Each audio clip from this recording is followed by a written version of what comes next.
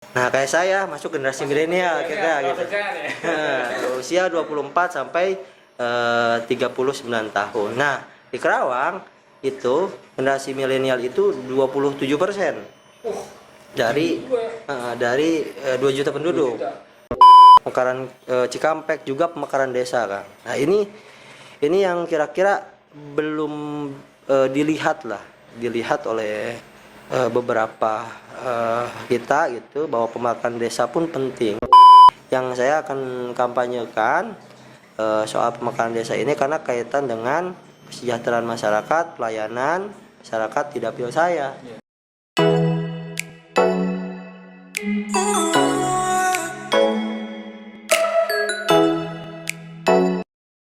Assalamualaikum warahmatullahi wabarakatuh. Kembali lagi bersama saya Ega Nugraha Susanto di kanal YouTube Alexa Podcast. Alhamdulillah pada hari ini saya kedatangan narasumber lagi dari Partai Kebangkitan Bangsa yang beliau juga merupakan sekretaris DPC PKB Kabupaten Karawang, Kang Riki Sopyan. Assalamualaikum Kang Riki. Waalaikumsalam. Apa kabar Kang Riki? Baik, alhamdulillah. Sehat. Nah, dulu saya mengenal Kang Riki ini kan di organisasi Kang ya. Iya. Jadi dulu Kang Riki ini aktif sebagai Ketua PC PMI Kabupaten Karawang. Iya. Tahun berapa sih Kang waktu itu? Waktu itu tahun 2015. 2019. Nah, hari ini Kang Riki ini saya lihat aktif juga di partai, menjabat sekretaris DPC PKB, kemudian berencana untuk mencalonkan diri di pemilu legislatif 2024 untuk daerah pemilihan atau Dapil 5 Kang Riki. Iya. Dapil 5 itu mencakup kecamatan mana saja Kang? Dapil 5 itu Kecamatan Banyusari, Tirta Mulia, Saya mulia. Kota Baru, Cikampek, terus satu lagi itu Tirta Mulia, Banyusari. Nah, tapi sebelum jauh kita ngobrol urusan politik, kita flashback dulu nih Kang Riki. Dulu sebelum terjun ke politik, Kang Riki ini kuliah di mana Kang dulu? Musika, Di Unsika. Ngambil jurusan apa waktu itu? manajemen. Wih. Nah, yang menarik, hari ini Kang Riki terjun ke politik nih, berawal dari aktivis, kemudian jadi pengurus partai yang nggak tanggung-tanggung juga jabatannya. Jabatan yang menurut saya lumayan strategis. Sekretaris DPC itu luar biasa. Alhamdulillah. Itu sejarahnya dulu gimana Kang? Sampai akhirnya Kang ditunjuk oleh Ketua DPC, Kang Toleng jadi sekretaris. Jadi sejarahnya sih memang kalau ngomongin Kang Toleng, beliau guru sekaligus mentor saya dalam perjalanan organisasi ataupun di aktivis, baik sebelum masuk partai ataupun sesudah sampai sekarang. Ya, perjalanannya memang saya sering membantu kegiatan-kegiatan beliau, mengkonsep secara teknis pemikiran-pemikiran dari beliau, hingga akhirnya ya di situ mungkin karena memang prinsipnya saya bekerja mengabdi ke Pak Toleng, hingga akhirnya mungkin saja ada pemikiran yang mungkin senada, ya, cocok dengan Pak Ketua DPC, hingga akhirnya saya ditunjuk untuk jadi sekretaris DPC. Memang awalnya nggak nyangka Kang, nggak nyangka sama sekali. Ya, tujuan saya nggak ngomongin jabatan di partai, tidak ada tujuan sama sekali. Tujuan saya hanya ngabdi, terus juga membantu kegiatan-kegiatan Pak Toleng di PKB, itu ngomongin konsep kaderisasi di PKB dan lain sebagainya. Ya, saya juga disuruh untuk jadi pengurus PAC di Kota Baru, lalu sekaligus membantu kegiatan-kegiatan beliau dan pencalegan beliau waktu itu di provinsi. Setelah jadi, saya bantu juga terus Pak Ketua intens itu, hingga akhirnya pas muscap itu saya datang. Sebetulnya saya nggak tahu. Saya datang nggak tahu sama sekali Kang, nggak tahu sama sekali. Pas muscap itu saya datang, ya diarahkan untuk konsep kegiatan, diarahkan untuk biar sukses lah acara muscap dan lain sebagainya. Ya, saya duduk, tiba-tiba dipanggil Kang, gitu, dipanggil. Dan sebelum itu memang Pak Ketua bilang memang ada 20 menit sebelum panggilan kamu siap-siap katanya gitu. Makanya sampai ya saya melamun selama 20 menit gitu. Ini bener atau enggak gitu. Ya yang luar biasanya dari beliau itu ya beliau berani lah gitu, berani juga. Beliau juga melihat dari sisi objektivitas partai membutuhkan anak muda mungkin, karena waktu itu ya temanya ngomongin kepemimpinan kaum muda dengan kepemimpinan karismatik. Maka dari itu mungkin dari sana ya kebutuhan kondisi pada waktu itu, generasi milenial dibutuhkan, regenerasi di PKB dibutuhkan, akhirnya ya saya ditunjuk sebagai sekretaris DPC gitu kira-kira. Dan Akang waktu itu langsung menyatakan siap. Ya mau tidak mau siap. Jadi kalau misalnya Pak Ketua DPC sudah perintah, tugas saya hanya ngomong iya Kang, gitu kira-kira. Harus siap. Harus siap. Nah Kang Riki, saya juga harus bertanya nih, Kang Riki ini kan masih muda ya, usia baru 30 kalau nggak salah ya, Iya. Kang Riki hari ini. Nah dulu waktu akhirnya terjun ke politik, izin dulu nggak ke orang tua, konsultasi, komunikasi? Itu pasti Kang. Pasti. Respon orang tua waktu itu, keluarga seperti apa? Baik, sangat baik karena memang mendukung, karena memang basic keluarga saya NU. Kalau ngomongin PKB ya sangat setuju gitu kalau ngomongin partai gitu. Ya. Nah memang menurut pandangan Kang Riki dengan terjun ke politik ini banyak juga manfaatnya. Banyak Kang. Karena kan dulu kalau seusia saya lah, seusia Akang saya dulu lagi senang-senangnya main, Iya. nongkrong. Kok ini Akang mau-maunya terjun ke politik? Apa sih motivasi Akang sehingga mau? Jadi memang kan semenjak saya kuliah, memang aktivitas saya di organisasi. Oh itu ya. Ya, aktivitas saya di organisasi, saya pernah jadi ketua BEM di fakultas, lalu di Unsika, presiden mahasiswa Unsika, juga setelah itu jadi ketua umum PMII. Saya berkegiatan juga di pengurus PB PMII waktu itu, gitu. Akhirnya ya saya berpikir gitu. Kalau misalnya di organisasi kan ya ibarat penggemblengan diri lah. Ya hal yang nyatanya di politik. Kalau misalnya kita mau melakukan sesuatu ini itu, kalau tidak terjun ke dalam ya saya pikir nggak bakal bisa merubah situasi gitu.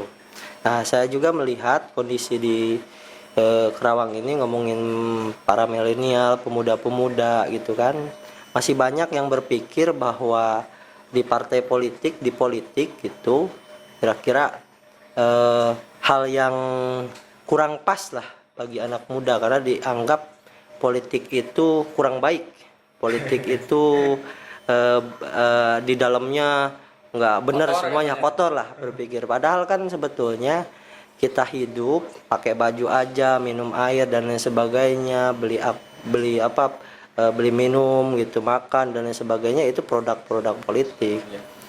Nah kalau misalnya kita tidak terjun untuk mengatur, ya kita tidak akan bisa mewarnai kebijakan-kebijakan politik yang kita inginkan kalau kita tidak ada di dalamnya. Maka dari itu ya penting kita untuk untuk masuk di partai politik. Nah saya ingat juga kata-kata Pak Toleng nih. Jadi ada senior, beliau sudah almarhum. Nah, dia diajak sama Pak Toleng untuk jadi pengurus PKB kan. Itu Kang masuk PKB ya. Aduh Pak Toleng, saya itu sudah pensiun di politik kayak gitu. Waduh, kata Pak Toleng, di politik itu nggak ada pensiunnya Kang gitu. Kalau misalnya kita tidak masuk ya kita dicari orang, kalau kita tidak mengatur ya kita diatur orang gitu. Makanya kalau pengen mengatur orang, kalau pengen mengatur pemerintahan ya masuk ke politik, terjun gitu kira-kira. Gini Kang Riki, tapi kan hari ini harus realistis juga nih, biar kaum milenial juga tahu. Hari ini Kang Riki juga kerja ya? Kerja. Nah, tahu nggak sih sebenarnya dengan bergabungnya ke politik ini emang menghasilkan juga Kang? Kalau ngomongin menghasilkan sih banyak Kang. Kan kalau ngomongin menghasilkan itu tidak dari segi materi aja. kita silaturahim, banyak jaringan, kenal orang banyak gitu. Itu satu rezeki yang kira-kira banyak kita dapat di politik. Kalau misalnya kita terjun di politik, ya bisa mengenal lah banyak hal itu gitu. Ya. Nah kemudian akhirnya Kang Riki hari ini memutuskan untuk maju mencalonkan diri ya di pemilu legislatif untuk Dapil 5. Sejauh mana hari ini Kang rencana pencalonan Kang itu? Kemarin kan mendaftar sudah nih ke KPU ya. Ke KPU mendaftarkan 50 bacalek dan salah satunya mungkin Kang Riki ini. Akang sudah mulai sosialisasi ke bawah. Sebetulnya karena memang saya bertugas sejak 2021 sebagai sekretaris DPC itu. Kalau ngomongin sosialisasi secara kepartaian sudah dilaksanakan sejak 2021. Oh, udah lama juga. Sudah. Gitu. Kalau ngomongin sosialisasinya ya kira-kira 2022 lah sudah dilaksanakan. Tapi pembentukan ini itu dan lain sebagainya sudah dilaksanakan sejak 2021, Kang. Alhamdulillah memang kalau ngomongin kader, kalau ngomongin tim sukses gitu sudah ada di 55 desa lah di Dapil 5 itu. Oh, totalnya 55. Iya. Sudah tim Akang sudah terbentuk ya? Sudah. Saya lihat juga kemarin melintas di daerah Cikampek. Baliho-baliho Akang udah mulai banyak juga di sana ya? Iya, lumayan ya. Nah, ini saya mau tanyakan, Kang, strategi kampanye Akang sebagai kaum milenial nih Kang Riki dengan orang lama ada yang membedakan nggak strategi kampanyenya? Strategi kampanyenya.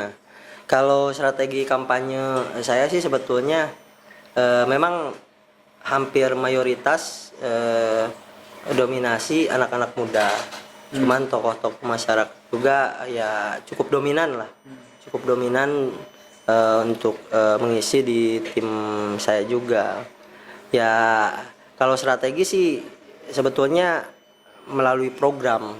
Karena memang kalau ngomongin program ada di beberapa survei yang saya baca, kalau ngomongin Kerawang itu khususnya beberapa survei itu mengatakan bahwa daya tarik masyarakat tuh untuk memilih calon legislatif lah katakan gitu yang dilihat itu programnya. Maka dari itu DPC PKB Kerawang memunculkan 9 program itu. Karena memang itu daya tarik yang paling utama masyarakat akan memilih calon legislatif itu sendiri. Dan saya dalam hal ini strategi saya ya mendistribusikan program-program dari DPC PKB Kerawang seperti ada KIP kuliah gitu. KIP kuliah itu beasiswa untuk mahasiswa. Ada beasiswa PIP anak SD. Gitu. Itu jadi kucuran program yang mana ketika turun kan para orang tuanya berterima kasih lah. Ada sumbangsi langsung dirasakan oleh mereka hingga akhirnya mereka tanpa disuruh itu ingin sendiri jadi tim saya kira-kira gitu. Karena program itu anak-anaknya beasiswa sampai selesai kuliah gitu. Karena memang incaran saya ya di pendidikan karena memang aktivitas saya sebelum di partai pun ya di dunia pendidikan. Makanya basis-basis mahasiswa, siswa, anak-anak SD, para orang tuanya itu menjadi basis lah. Tapi kan gini Kang Riki, menurut saya nih asumsi saya nggak gampang juga aja nih menarik minat terutama kaula muda ya untuk memilih Kang Riki. Tantangannya seperti apa Kang hari ini? Ya tantangannya memang harus diakui Kang. Sebetulnya ya. Jadi saya cerita dulu sebelum ke sana. Sebelum ngomongin tantangan kaula muda, saya membaca hasil dari Badan Pusat Statistik di Kabupaten Kerawang tahun 2020 memang. Jadi kalau ngomongin PKB misalnya ya, kenapa kok banyak milenial gitu?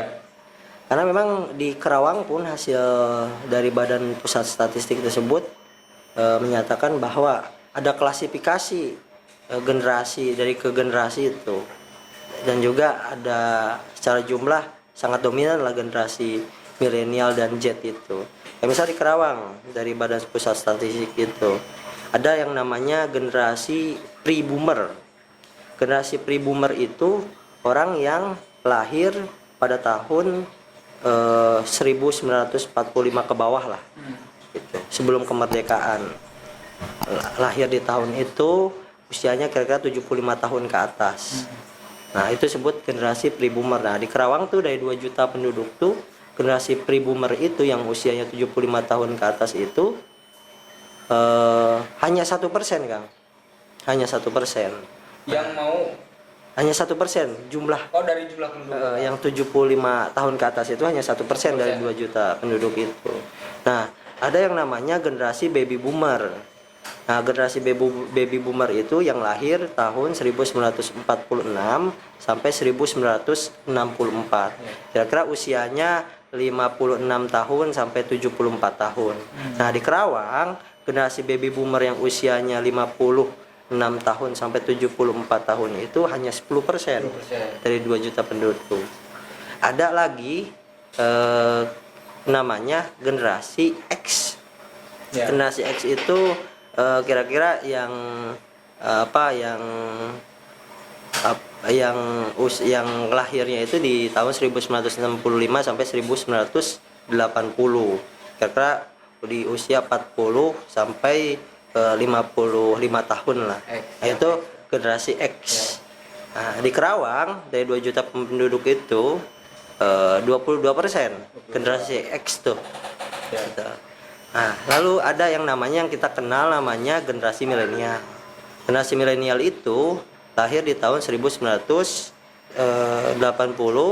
sampai 1994. Kira-kira usianya diangkat usia 24 tahun sampai usia 39 tahun. Nah, kayak saya masuk generasi milenial kira-kira gitu. Usia 24 sampai 39 tahun. Nah, di Kerawang itu generasi milenial itu 27% dari 2 juta penduduk. Nah, itu ada yang namanya generasi Z, atau kalau kita baca bedah itu namanya generasi internet lah, generasi Z tuh. Nah, generasi Z itu yang lahir pada tahun 1997 sampai 2014. Nah, itu usianya 8 tahun sampai 23 tahun lah. Itu di tahun 2020 ya. Sekarang mungkin naik lagi kan. Nah, generasi Z tuh di Kerawang tuh dari 2 juta penduduk itu ada 27%, hampir sama. Jadi kalau kita kalkulasikan antara generasi Z dan milenial gitu, itu dominan. Hampir 54% lah. Generasi milenial dan generasi Z ini. Nah, tantangannya justru sudah dilakukan oleh DPC PKB Kerawang, oleh kita untuk merangkul seluruh potensi-potensi generasi Z dan milenial itu. Terbukti dari struktur-struktur yang sudah dibentuk tingkat PAC, ranting, itu dominasi hampir 50-50 lah. Itu didominasi oleh generasi milenial. Begitupun dari caleg sendiri, saya sendiri, hampir 50% itu didominasi oleh generasi milenial. Ya, tantangannya itu generasi milenial ini kan cuek kan ke politik tuh. Cuek ke politik itu. Makanya konsep saya ya melalui organisasi kemahasiswaan membuat pelatihan melek politik, kira-kira bahwa di politik itu tidak seperti yang mereka pikirkan, bahwa buruk dan lain sebagainya. Justru kita ikut di politik mensumbangsi nilai-nilai positif untuk bangsa dan negara. Maka lewat organisasi BEM yang saya pernah jaring dulu gitu ya, saya kampanyekan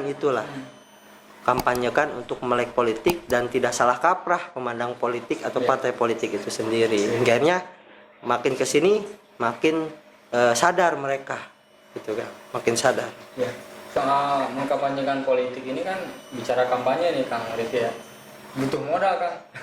Sejauh ini Akang untuk operasional modal kampanye ke bawah itu, terutama ke kalangan milenial, sumber dana pribadi, orang tua, atau emang justru disediakan oleh partai? Kalau boleh cerita seperti apa?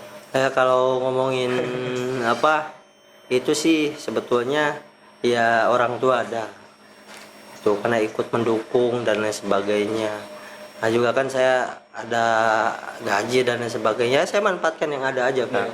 Manfaatkan yang ada karena memang kalau ngomongin di generasi milenial kosnya nggak terlalu tinggi sebetulnya. Oh, nggak terlalu tinggi? Enggak, kalau kaum milenial itu enggak, mereka cukup ngopi gitu, diskusi. Justru yang mereka inginkan tuh ilmu pengetahuannya. Kalau keliling tuh, jadi sebetulnya bagi generasi milenial yang sekarang punya keinginan ingin kontestasi di politik, kesempatan besar. Kenapa? Karena memang pasarnya banyak. Generasi milenial itu sekarang kan yang tadi saya bilang sampai 54% itu penduduk Kerawang dominasinya itu anak-anak muda itu. Nah kos politiknya juga sedikit sebetulnya, tidak seperti ke yang lain kan gitu, karena memang pemikiran mereka ya keingintahuan yang sangat tinggi soal politik, terus juga ngomongin isu kepemudaan harus nyalek, terus punya dorongan mereka ego anak muda itu harus jadi, hingga punya semangat itu, hingga tidak memikirkan hal itu sebetulnya. Tinggal bagaimana caranya kita mengkomunikasikan ke mereka dan kita bisa mengkonsep program-program yang berpihak kepada mereka. Gitu. Nah ini sudah dijelaskan sama Kang Riki, ternyata kosnya itu murah katanya. Bagi kaum milenial yang ingin terjun ke politik. Tapi kita nggak tahu murahnya ini seperti apa, nggak tahu juga. Mungkin nanti bisa dijelaskan atau ditanyakan langsung Kang Riki murahnya seperti apa. Kang Riki, andai aja nih nanti Kang Riki ternyata ditakdirkan jadi nih anggota DPRD Kabupaten Karawang mewakili warga Dapil 5. Apa aspirasi apa yang akan dibawa Kang Riki ketika nanti sudah duduk di parlemen? Iya. Terutama untuk kaum milenial ya.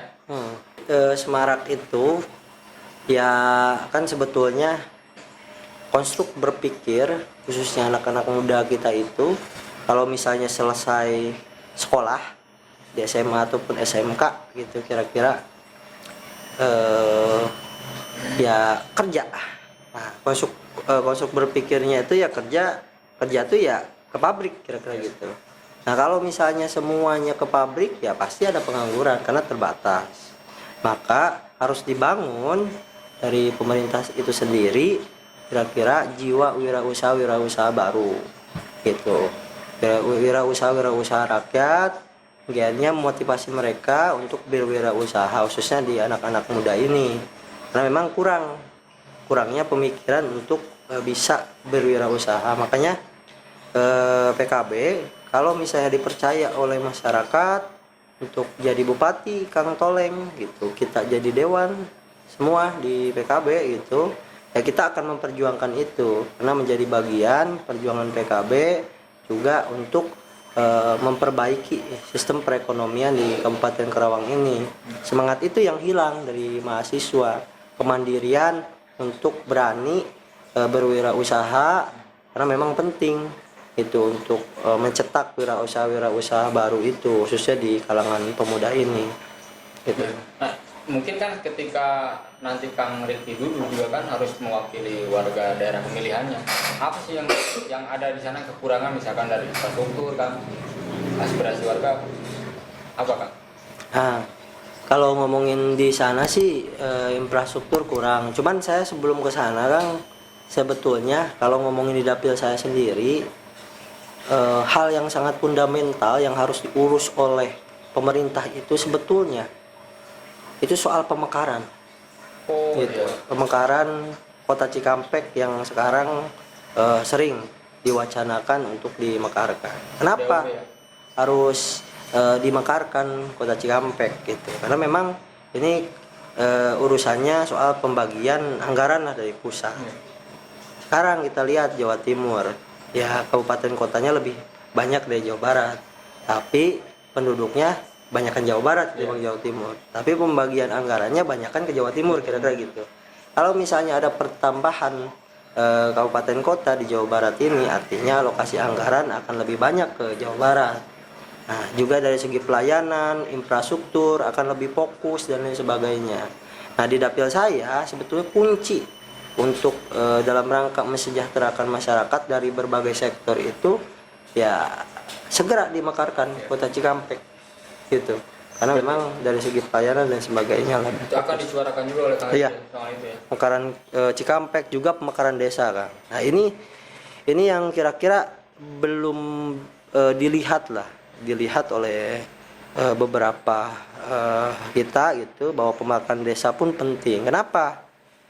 Kalau saya baca di salah satu perda itu mengatakan bahwa penduduk yang lebih dari 9.000 gitu di satu desa gitu, itu harusnya sudah dimekarkan, kan. Sekarang Di kecamatan mana, Kang? Hah? Di kecamatan mana yang di sana yang harus dimekarkan? Ya kayak di Cikampek banyak. Banyak sekali. Di Dawan Tengah penduduknya udah 20.000. Terus di Cikampek Barat apalagi 24.000 gitu. Nah, itu kan dari segi pelayanan, juga dari segi fokus ngurusin kepala desa, ngurusin masyarakat, karena terlalu banyak kan jadi terbengkalai. Maksimal ya. Kalau misalnya dibelah gitu, kira-kira dipekarkan, desa-desa akan lebih fokus. Dan juga alokasi dana desa kan Ya. ada ngucur ke desa yang sudah mekar itu. Pembangunan infrastruktur akan berjalan. Nah, ini yang saya akan kampanyekan soal pemekaran desa ini, karena kaitan dengan kesejahteraan masyarakat, pelayanan masyarakat di dapil saya khususnya. Itu penting untuk disuarakan. Kang Riki, sebelum ke pertanyaan terakhir, berapa suara sih yang dibutuhkan Kang Riki harus sampai akhirnya bisa duduk di DPRD nanti? Kalau amannya sih sebagai caleg itu 20.000, kan. 20.000. 20.000 amannya. Optimis Kang bisa diraih? Saya optimis. Kang Riki, pesan untuk warga Dapil 5 sebagai bakal calon anggota legislatif di Partai PKB. Pesan untuk masyarakat di Dapil 5 khususnya, saya memohon doa dan dukungan pada masyarakat di wilayah Dapil 5 di Kecamatan Banjusari, Jatisari, Cikampek, Kota Baru, dan Kecamatan Tirtamulya. Saya mohon dukungannya, doanya, untuk mudah-mudahan ada jalan untuk saya bisa jadi anggota dewan di Dapil 5. Mudah-mudahan nanti pun kalau saya setelah jadi, saya akan memperjuangkan sebaik mungkin apa yang menjadi aspirasi masyarakat di wilayah Dapil 5 di 5 kecamatan tersebut. Saya juga siap mewakili suara-suara para pemuda, para milenial di wilayah Dapil 5 yang ingin punya impian besar mewujudkan pemerintah yang berpihak ke rakyat, pemerintah yang berpihak ke masyarakat di wilayah Dapil 5. Saya siap untuk menyuarakan suara-suara para milenial dan para pemuda nantinya. Nah, demikian obrolan saya dengan Sekretaris DPC PKB Kabupaten Karawang, Kang Riki Sofyan, yang juga tercatat sebagai bakal calon anggota legislatif dari Dapil 5. Kita doakan mudah-mudahan niat beliau sukses di 2024. Terima kasih. Assalamualaikum warahmatullahi wabarakatuh.